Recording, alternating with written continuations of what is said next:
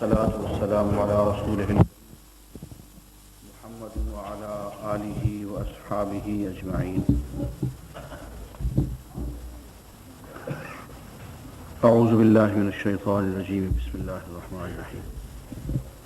وإن خفتم ألا تقسطوا في اليتامى فانكحوا ما طاب لكم من النساء مثنى وثلاث ورباع. عزیزان گرامی، السلام علیکم ورحمۃ اللہ وبرکاتہ. اس وقت ہم جو تلاوت سننے والے ہیں سورہ النساء، اس میں سب سے پہلے جو موضوع آ رہا ہے وہ انتہائی اہم موضوع ہے، مگر افسوس کہ اس پہ بہت کم لوگوں نے بولنے کی اور لکھنے کی جسارت کی ہے. اس پہ یہ موضوع ہے حضور اکرم صلی اللہ علیہ وسلم کی شادیوں کا. سب سے پہلے کثرت ازدواج، ایک بیوی سے زیادہ شادی کرنے کا مسئلہ جس کی اسلام نے اجازت دی. اور دوسرا مسئلہ جو اس سے بھی زیادہ اہم اور مشکل ہے وہ یہ کہ حضور اکرم صلی اللہ علیہ وسلم نے اپنی آخری عمر میں، جبکہ آپ کی عمر 54 سال تھی، اس وقت آپ نے چند خواتین سے شادی کی اور اس پہ مغرب کے مستشرقین نے اتنا شور مچایا ہے کہ سچی بات یہ ہے کہ اسلام کا راستہ روکنے کی کوشش کی ہے اور روکا ہے، اور اسلام کے خلاف بے حد پروپیگنڈا کیا ہوا ہے. اسی پروپیگنڈے کا اثر ہے کہ اس خبیث آدمی نے، سلمان رشدی نے، پوری ایک کتاب لکھ دی اور اس کا موضوع بھی تقریباً یہی ہے. زیادہ افسوس کی بات یہ ہے کہ اس موضوع پہ ہمارے علماء نہ بولتے ہیں نہ لکھتے ہیں. اب میں آج اس موضوع پہ تھوڑی سی گفتگو کروں گا. تفصیل کا تو وقت نہیں ہے، جسے تفصیل چاہیے وہ میری کتاب خطبات حرم میں اس موضوع پہ میرا ایک طویل مقالہ ہے، حضور اکرم صلی اللہ علیہ وسلم کی شادیاں اور اس کی حکمتیں، وہ پڑھ لیں. لیکن میں آج صرف چند باتیں عرض کروں گا. پہلی بات غور سے سن لیں، وہ یہ ہے کہ انسانی فطرت اس طرح کی ہے کہ اس کے مزاج میں کثرت ازدواج موجود ہے. صرف انسانوں میں ہی نہیں بلکہ تمام حیوانوں میں، تمام جانوروں میں. آپ یہ کہیں نہیں دیکھیں گے کہ جانوروں میں ایک مادہ فیمینن اس کے کئی ہسبینڈ ہوں، کبھی نہیں دیکھیں گے. لیکن یہ آپ ہمیشہ دیکھیں گے کہ جانوروں میں ایک نر میسکولن کی کئی بیویاں ہوں گی. آپ کوئی سا بھی جانور پال کے اپنے گھر میں دیکھ لیں، اس پہ آپ کو خود بخود مشاہدہ ہو جائے گا. یہ انسانی فطرت ہے. یعنی جس نے مرغیاں پالی ہیں وہ بھی جانتا ہے، جس نے گائیں بھینسیں پالی ہیں وہ بھی یہ بات جانتا ہے، جس نے بھیڑ بکریاں پالی ہیں وہ بھی یہ بات جانتا ہے. تو یہ انسانی فطرت ہے. اس کا سرے سے انکار کر دینا یہ بات غلط ہوگی. دوسری بات، ہمیں یہ تاثر ملتا ہے عام طور پہ مغربی رائٹرز کی کتابوں سے کہ یہ اسلام کا ہی جرم ہے کہ اس نے ایک سے زیادہ 2 3 4 بیویوں کی اجازت دے دی. میرے عزیز، ایسا نہیں ہے. اسلام نے بندش لگائی ہے. اسلام سے پہلے ایک مرد کے پاس 40-50 بیویاں عام طور پہ ہوا کرتی تھی. وہ لوگ جو کھاتے پیتے تھے ان کے حرم بہت بڑے بڑے ہوتے تھے. دور نہ جائیں، وہی لوگ جو اسلام پہ سب سے زیادہ اعتراض کرتے ہیں انہی کی بائبل اٹھا کے دیکھ لیجئے. اسی بائبل میں لکھا ہوا ہے کہ حضرت سلیمان علیہ السلام کے گھر میں 700 بیویاں تھیں. انہی کی بائبل میں لکھا ہوا ہے، ہمارے قرآن میں یہ لکھا ہوا نہیں ہے. انہی کی بائبل میں لکھا ہوا ہے کہ حضرت داؤد کے گھر میں 300 بیویاں تھیں. یہ جو ہندو مت والے اعتراض کرتے ہیں، یہ اپنی مقدس کتابیں اٹھا کے دیکھیں تو دیکھیں کرشن جی مہاراج کے گھر میں 18 بیویاں تھیں. تو ہمیں اعتراض دینے سے پہلے یہ لوگ اپنی مقدس کتابوں کو تو پڑھ لیا کریں، پھر ہم پہ اعتراض کیا کریں. اسلام میں یہ 200 بیویاں، 300 بیویاں، 30 بیویاں، 40 بیویاں سب ختم کر کے زیادہ سے زیادہ 4 کی گنجائش رکھی ہے، اور وہ بھی مشروط طور پہ، شرائط کے تحت کہ اگر ضرورت ہے تمہاری یا کوئی مسئلہ ہے، سماجی مسئلہ ہو جاتا ہے بعض دفعے، تو پھر ایک سے زیادہ تم دوسری شادی کر سکتے ہو. لیکن یہ کوئی کھیل نہیں ہے کہ دوسری شادی کر لی، پھر تیسری کر لی، پھر چوتھی کر لی.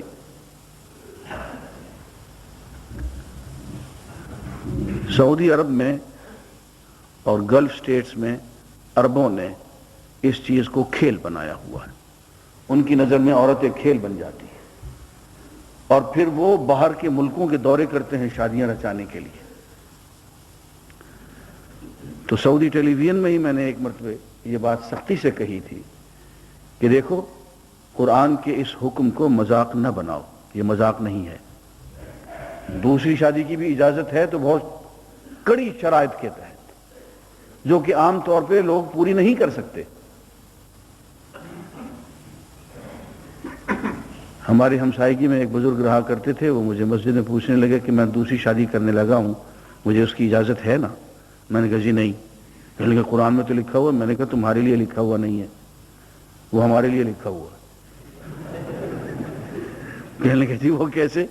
میں نے کہا تم تو ایک بیوی کا بھی حق ادا نہیں کرتے ہو. میں جانتا ہوں تمہارے گھریلو حالات کو. جو شخص ایک بیوی کا حق ادا نہیں کرتا ہے، وہ دوسری بیوی اور تیسری بیوی اور چوتھی بیوی، کیونکہ کھیل ہے، کوئی مذاق ہے یہ؟ ایک بات تو یہ سمجھ لیں کہ اسلام نے پابندی عائد کی ہے. مثلا حضور کے زمانے میں بے شمار لوگ تھے، اور یہ بات اپنی جگہ پہ بہت سخت ہے، لیکن آپ نے اس پابندی کو نافذ کیا. اور بہت سے لوگوں کو جن کے پاس 4 سے زیادہ بیویاں تھیں، آپ نے ان کو مجبور کیا کہ صرف 4 سے زیادہ تم نہیں رکھ سکتے ہو. تو اسلام نے یہ پابندی عائد کی ہے کہ 4 سے زیادہ نہیں ہوگی، اور 1 سے زیادہ اگر ہوگی تو اس کی یہ شرائط ہیں. فرمایا وَإِن لَّمْ تَعْدِلُوا فَوَاحِدَةٌ، اور دیکھو اگر عدل نہیں کر سکتے ہو تو پھر ایک سے زیادہ نہیں. اور یہاں عدل کی صورتحال یہ ہے کہ 1 سے بھی نہیں ہوتا. ایمانداری کی بات ہے، 1 سے زیادہ پہ کیا کوئی عدل کرے. ہم جس معاشرے میں رہ رہے ہیں اس میں نادر کوئی شخص ہوگا جو اپنے ماں باپ کے حقوق بھی ادا کرتا ہوگا اور بیوی بچوں کے حقوق بھی ادا کرتا ہوگا. ایک اہم میٹنگ ہو رہی تھی، اکاؤنٹنٹ جنرلز تھے، تو پوچھ رہے تھے کہ یہ ولی اللہ کون ہوتا ہے. تو کسی نے کچھ کہا، کسی نے کچھ کہا، کشف و کرامت کی بات چلی. تو میں خاموش بیٹھا، مجھ سے کہنے لگے یار تم بھی تو بتاؤ نا. میں نے کہا جی میری نظر میں ولی اللہ وہ ہوتا ہے جس کے ماں باپ راضی ہوں اس سے اور سسر ساس بھی راضی ہوں، وہ ولی اللہ ہوتا ہے. اب وہ کہنے کو ایک بات مذاق ان کو نظر آئی. میں نے کہا میں مذاق نہیں کر رہا ہوں، میں سنجیدگی سے بات کر رہا ہوں.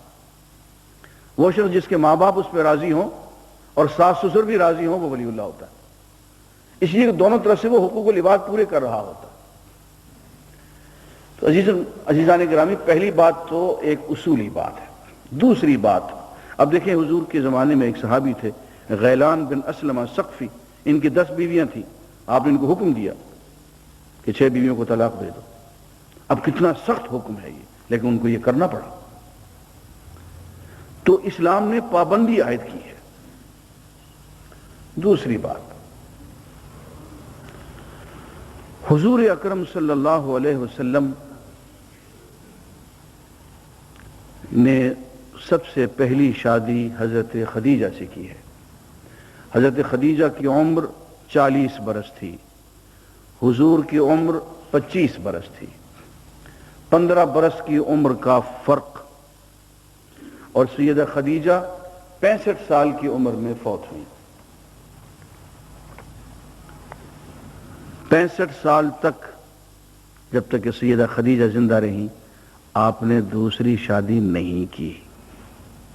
اب یہ مسئلہ تو کوئی نہیں بتاتا نا، نہ مستشرقین بتاتے ہیں نہ ہمارے یہاں کے مولوی صاحبان بتاتے ہیں کہ 65 برس کی بیوی کے ساتھ نباہ کیا ہے انہوں نے، اور اپنی عمر ان کی اس وقت 50 برس تھی، آپ نے دوسری شادی نہیں کی ہے۔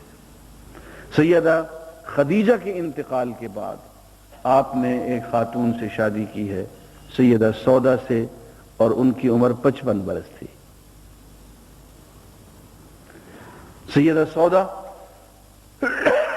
بہت ضعیف ہو گئی، بہت ضعیف تھی، تو آپ نے سیدہ سودا کے بعد واحد ایک خاتون سے شادی کی، واحد کنواری اور کم عمر، وہ سیدہ عائشہ ہیں، حضرت ابوبکر صدیق رضی اللہ تعالی عنہ کی بیٹی۔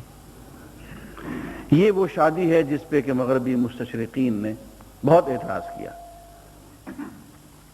لمبی بحث میں نہیں جاتا ہوں، لیکن آپ اگر کبھی اللہ تعالیٰ آپ کو لے جائے تو روضہ اقدس گئے ہوں تو وہاں پہ ایک ستون ہے حضور اکرم صلی اللہ علیہ وسلم کے حجرہ اقدس کے بالکل سامنے، اس کا نام ستون عائشہ ہے، استوانہ عائشہ کہتے ہیں۔ یہ استوانہ عائشہ اس لیے کہلاتا ہے کہ حضور کی وفات کے 48 برس بعد تک، 48 برس بعد تک حضور کی وفات، سیدہ عائشہ اس ستون پہ بیٹھنے والے لوگوں کو درس دیا کرتی تھی اور دین کے مسائل بتایا کرتی تھی۔ اور کن لوگوں کو مسائل بتاتی تھی؟ عمر فاروق جیسے لوگوں کو، ابو بکر صدیق جیسے لوگوں کو، عثمان غنی جیسے لوگوں کو، سیدنا علی مرتضیٰ جیسے لوگوں کو۔ عام لوگوں کو تو سنتے ہی ہیں، لیکن ان لوگوں کو بھی غلطیاں ہو جاتی تھی۔ اور حضرت امام جلال الدین سیوطی نے تو پوری ایک کتاب لکھی ہے کہ سیدہ عائشہ نے بڑے بڑے صحابہ کی کون کون سی غلطیوں کی نشاندہی کی اور ان کی اصلاح کی، اور ان بڑے بڑے صحابہ میں ابو بکر صدیق بھی ہیں، عمر فاروق بھی ہیں، اس لیے کہ سیدہ عائشہ رضی اللہ تعالی عنہا نے نبوت کے بعد حضور اکرم صلی اللہ علیہ وسلم کی سب سے زیادہ صحبت اٹھائی، کسی اور بیوی نے اتنی صحبت نہیں اٹھائی۔ یہی بات ہے کہ حضرت مولانا عطا اللہ شاہ بخاری رحمۃ اللہ علیہ بہت خوبصورت ایک بات کہا کرتے تھے۔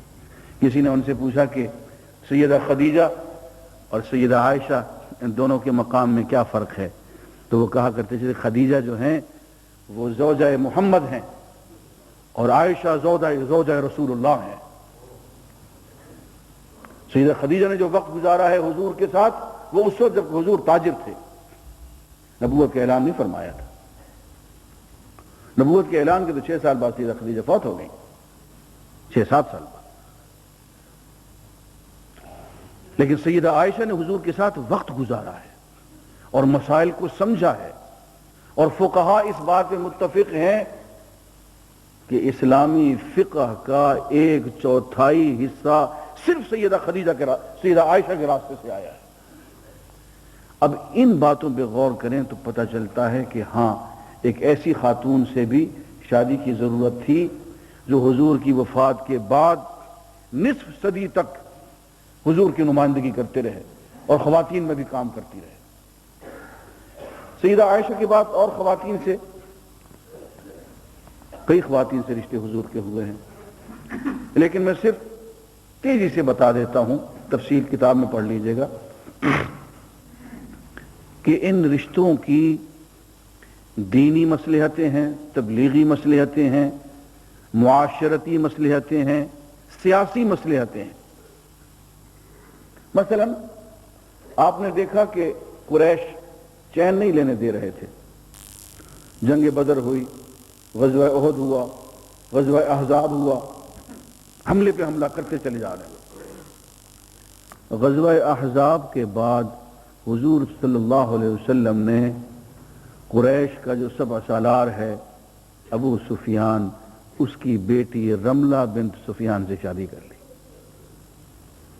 اس کے بعد قریش کوئی حملہ آور ہوتے ہوئے نظر نہیں آتا.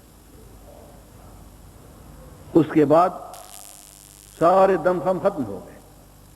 جس کا نام ام حبیبہ ہے اور رملہ بنت سفیان تھی، انہوں نے اسلام بھی قبول کیا اور حضور سے شادی بھی کی. اور اس شادی سے حیرت یہ ہے کہ ابو سفیان کو خوشی ہوئی، دشمنی کے باوجود خوشی ہوئی. اور اس نے ایک تاریخی جملہ کہا کہ هو الفحل لا یجدع انفہ، یہ تو وہ شخص ہے کہ اس کو نیچا نہیں دکھایا جا سکتا. میری بیٹی سے شادی اس نے کر لی ہے تو ٹھیک ہو گیا.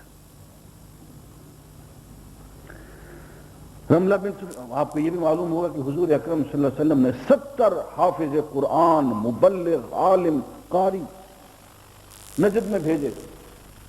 وہ خود بلا کے لے گئے کہ جی ہمیں دین سکھانے کے لیے کوئی عالم دین دیں. وہ 70 علماء کو جو سب کے سب قاری بھی تھے، حافظ بھی تھے، مفسر بھی تھے، ان کو لے کے گئے اور ظالموں نے 70 کے 70 علماء کو ذبح کر ڈالا.